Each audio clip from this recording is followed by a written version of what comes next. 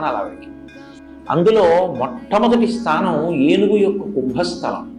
మీరు లేవగానే ఒకసారి వినాయకుడి యొక్క ముఖాన్ని చూశారనుకోండి, ఇలా ఆయన ముఖాన్ని చూసినంత మాత్రం చేత మీకు లక్ష్మీ కటాక్షం కలుగుతుంది. ప్రతిరోజు వినాయకుడి ముఖం చూస్తే చాలు. ఎవరి ముఖం చూస్తే మీకు కలిసి వస్తుందో అది కాకపోతే సుముఖం ఇంకెవరిది సుముఖం అవుతుంది? ఇవాళ లేచి ఎవరి మొహం చూశాను అంటారు. కాబట్టి అలా చూడగలిగిన ముఖమేదో అది సుముఖం. కాబట్టి సుముఖ కాదు కాదు, ఇంకో అర్థం.